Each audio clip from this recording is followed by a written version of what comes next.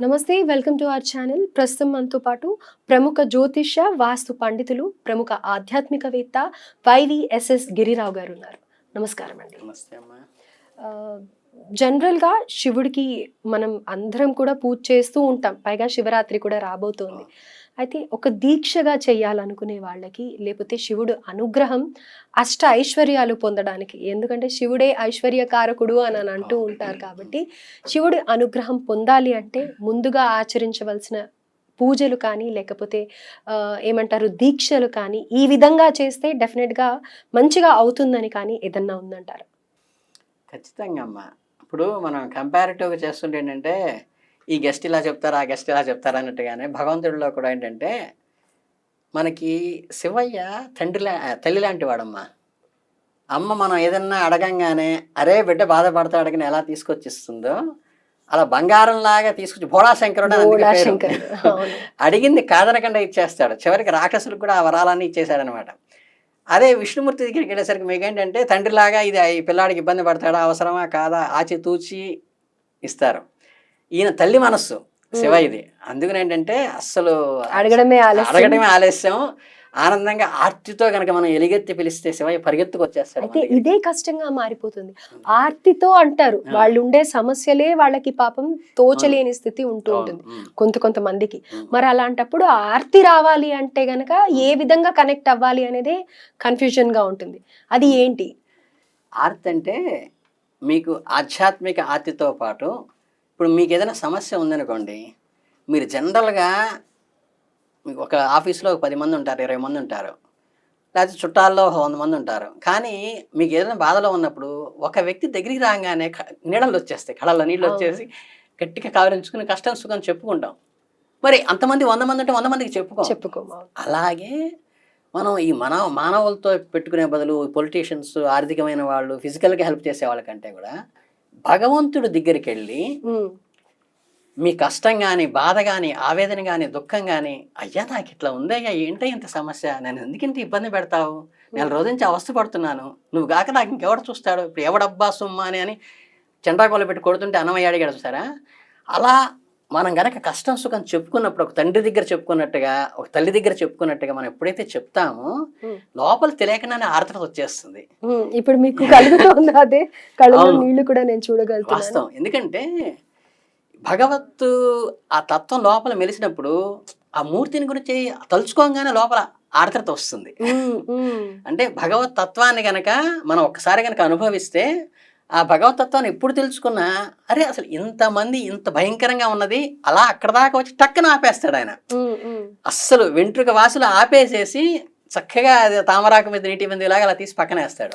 చాలా మంది జీవితాల్లో కూడా ఇది గమనించే ఉంటారు. అదే అందుకని ఏంటంటే ఆ తత్వము చక్కగా శివయ్య ఏంటిది, నా పరిస్థితి ఏంటి, నువ్వు కాక నాకు ఇంకెవరు చేస్తారయ్యా అని ప్రేమగా ఎప్పుడైతే చెప్పుకుంటామో మనకి లోపల నుంచి ఆర్ద్రత ఆటోమేటిక్గా వస్తుంది.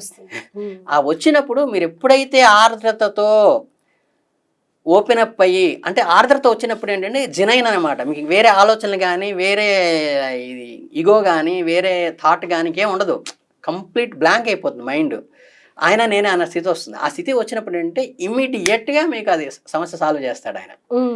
అది అలాగే ఇంకా శివ పూజలోకి వచ్చేసి ఏంటంటే, నియమాల దగ్గరికి వచ్చేసి ఏంటంటే, చాలామంది అంటే నేను చూస్తాను అంటే నీటి కొరది తామర అన్నట్టుగా వాళ్ళ స్థాయిని బట్టి మనకి ఇంత ఉంది కదా, భగవంతుడికి పెట్టకపోతే ఎవరికి పెడతాం, చాలా డాంబికంగా, చాలా క్లాస్గా, రకరకాలుగా అలంకారాలు చేసి, రకరకాల రంగులతో ఆయన్ని అలంకరించేసి, అభిషేకాలు కూడా రకరకాల రంగునీళ్ళతో చేసి చాలా ఇది చేస్తున్నారు. కానీ ఆయనకి కావాల్సింది స్వచ్ఛమైన గంగ, తర్వాత ఏంటంటే ఒక మారేడు దళము, ఇంత విభూది, ఈ 3 పర్ఫెక్ట్గా. దీనికి ఏది ఖర్చు లేదు కదా.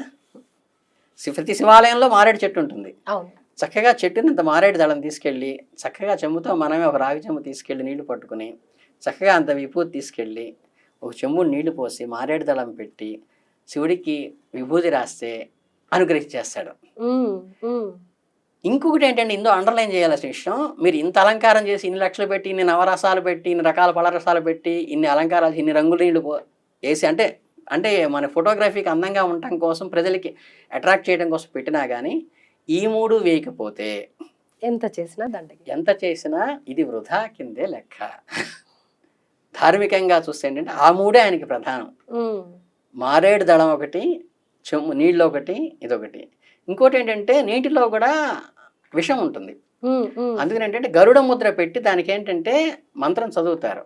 లేదా అది లేకపోతే కనీసం ఇది పాజిటివ్ కరెంట్, ఇది నెగిటివ్ కరెంట్ కదా, ఇది హృదయం దగ్గర పెట్టుకుని ఆ చెమ్ము నీళ్ళు లేక పెట్టుకుని పైన పెట్టుకుని ఓం నమ శివాయ ఓం నమ శివాయ అని స్వామిని తలిస్తూ, నాకు ఈ గరుడ మంత్రం కానీ గరుడ ముద్ర కానీ రాదు నాన్న, ఈ నీళ్లు నువ్వు పవిత్రం చెయ్యి, గంగాజలం చెయ్యి అని కనుక మనం ఆవాహన చేస్తే అది నీళ్లు పవిత్రం అవుతాయి. ఆ పవిత్రమైన నీళ్ళు తీసుకెళ్ళి మనం చేయొచ్చు. అంటే మనం కలశారాధనలు చేస్తాం. కలశస్య ముఖే విష్ణుర్ కంఠే రుద్రసమాశ్రిత మూలే సత్వహితో బ్రహ్మ మధ్యే మాతృగుణానుత కుక్షౌ దుసాగరే సర్వే సత్వద్వీపా వసుంధర ఋగ్వేదో యజుర్వేదో సమవేదో అసర్వణ. అంటే కలశం యొక్క కంఠం బ్రహ్మగాను, అదే ముఖం బ్రహ్మగాను, కంఠం రుద్రుడుగాను, మూలం అంటే విష్ణువు రుద్రుడు బ్రహ్మ ఉండి మధ్యలో అన్ని సప్తసాగరాలు ఉన్నాయి, 4 వేదాలు ఉన్నాయి అని చేసి ఆవాహన చేసి దేవం ఆత్మానాం పూజా ద్రవ్యాన్ని సంప్రోక్షాన్ని మనం చేస్తాం కదా.